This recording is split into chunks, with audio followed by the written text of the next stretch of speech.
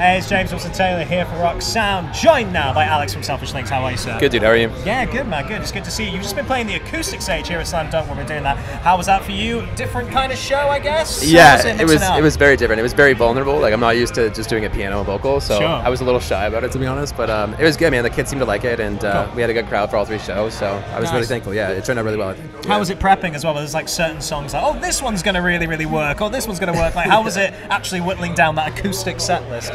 I mean, we're such a gang vocal band, like, you know, like Mulholland Terrace and Hangman, they're like huge like choir elements. So sure. Those 2 were, I tried, and it was like miserable. They were miserable failures. So that did not work out well. But I mean, Without You was really good. I could do 5 years because that's mostly piano driven, and then I did the Drake cover, and just, you know, it was fun. It was actually a really good experience, kind of sorting it out. So that's cool. What was the Drake cover? What were we doing? It was Marvin's Room. Oh, very good. Yeah, Man, that's a deep cut as well. I like that. You're going way back. I enjoy that a lot. One of the things I've been seeing on the merch stands around here, man, what a genius move that is. Stranger Things styled Selfish Things t-shirt. Yes, yeah. Whose move, whose idea was that? Because that's a slam dunk right there. Dude, pardon the pun. I would love to I'd love to take credit for it, but it was actually Xavier from the Raw Power office. Okay. Yeah, fair enough. He messaged me and he was like, there's a generator online where you can do it, and he's like, dude, I was like, wow, like, you know, I'm not that smart. He was, that was all him. It looks very cool though. That is kind of a meant to be thing right there. I love that. We should talk, of course, a little bit about music. You had a video out recently. I want to pick your brain out a little bit, which was 8147 Mulholland Terrace. Yeah, dude, right? yeah.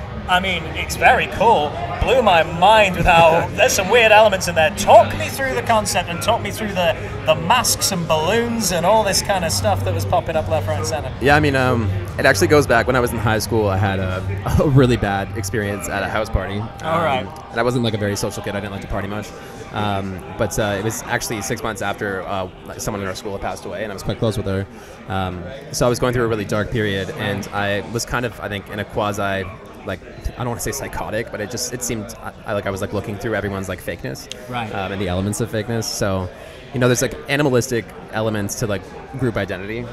Obviously, we're mammals, so sure. To have the masks was the idea of like the cool kids like picking on like that's why loser was written on my forehead.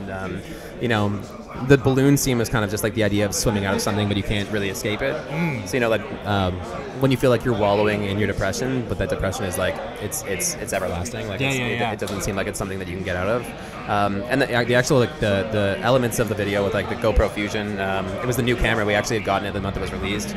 We mounted on like a 10-pound rig and then just like walked through the house. Just shot it. It's such a cool effect. It's almost like a kind of completely different style-wise, but almost like that kind of Beastie Boys videos. Do you remember like the kind of old school like fisheye type thing? Yeah, that's totally. what it reminded me of totally. And it's like really kind of cool effect. Go check it out if you haven't seen it yet. Thank you very much. Very cool.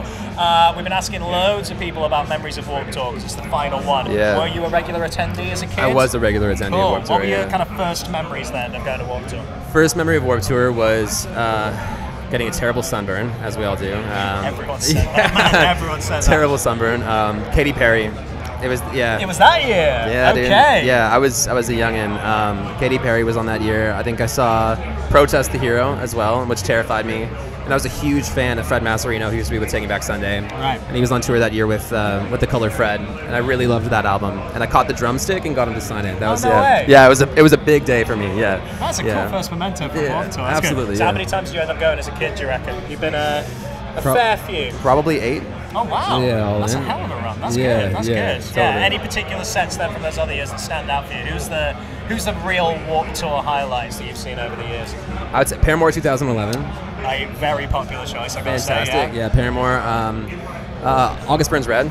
Cool. Also in 2011, they were fantastic. There was a local band from our scene who ended up winning like the Ernie Ball contest, and somehow they ended up drawing like 500 to 600. And oh wow! Yeah, it was awesome. Yeah, that's really cool. Yeah, so that was I mean, it was such a good thing for the scene, as everyone knows, and yeah, I mean, I spent a lot of time getting sunburned at Warped Tour. Yeah, I can imagine. Lots of sunburn in car parks. That's the way it kind of rolls.